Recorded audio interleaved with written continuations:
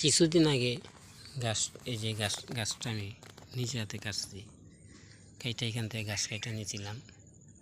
হ্যাঁ, এই যে দেখেন বস্তা গাছ কেটে নিয়েছিলাম আমি মানুষের জন্যে, গরু ছাগলের জন্যে গাছগুলো আমার কাটতে হয় দৈনিক।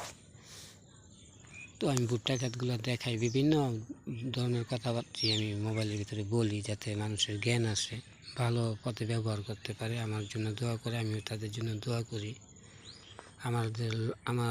আমাদের লং ভিডিওতে যাবেন, সেখানে যা দেখবেন।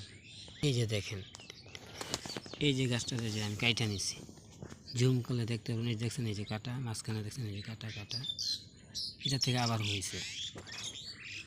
এতে কি বোঝা যায়? এতে বোঝা যায় যে আল্লাহ দিতে পছন্দ করে, তা আমরা যেন বিনষ্ট না করি, ক্ষতি না করি। হ্যাঁ, কাটার ক্ষেত্রে যতটুকু নষ্ট হয় সেটা অন্য বিষয়, কিন্তু অযথা ক্ষেতের ভিতরে পাড়া দিয়া ক্ষেত নষ্ট করবেন না। ক্ষেতের লাইল দিয়ে হাঁটবেন, ক্ষেত পাতালিকেও যাবেন না। ভাই, যে একটা ক্ষেত করে সে জানে কত যে পরিশ্রম, কত যে কষ্ট করে একটা ক্ষেত করতে হয়। এই যে মরিচের সিজন আসতেছে বা আসছে, তো এই মরিচ যারা একটা করে পারে ক্ষেতের থেকে, তারা যে কতটা কষ্ট করে রোদের মধ্যে মরিচ তোলে। যারা তোলে তারা জানে, যারা ক্ষেত করে তারা জানে যে ক্ষেত করা কত কষ্টের, অনেক কষ্টের। ভাই, ক্ষেত নষ্ট করবেন না, একটা মরিচও কেউ পকেটে ঢুকাবেন না, কারণ এই মরিচগুলো হিসাব করে দিয়েছে আল্লাহ, প্রত্যেকের ঘরে ঘরে যা পৌঁছাইতে হবে।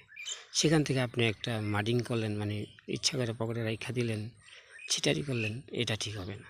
তাইলে প্রত্যেকের পণ্য প্রত্যেকে পৌঁছে দিতে হবে, প্রত্যেকের ঘরে। তাই বিনষ্ট করবেন না। হ্যাঁ, যেটা পচে যায় ওগুলা কিছু বাদ দিলে, শুকাইলে ওগুলো আবার হুলারা হয়ে যায়, ওগুলো আবার কাজে লাগে। কোনোটাই ফেলে দেওয়ার মতো না মরিচ। তাই মরিচের যত্ন করবেন। আর হলুদ, ওটা নিয়ে আরেক সময় একটা কথা আমি বলবো না, বা একটা ভিডিও দিব। বা ধান ক্ষেত, এক একটা ক্ষেতের ভিডিও এক এক সময় আমি দিব, আপনারা শুনতে থাকবেন, ইনশাল্লাহ ভালো থাকবেন। তবে এই ভোটটা কিন্তু ভালো হয়, ভালোভাবে করতে পারলে ভালো হয়, করার চেষ্টা করবেন। এমনিই ভোটটা ভালো হয়, ভোটটাতে খুব খাটনি কম, অল্প খাটনিতে ভোটটা হয়ে যায়।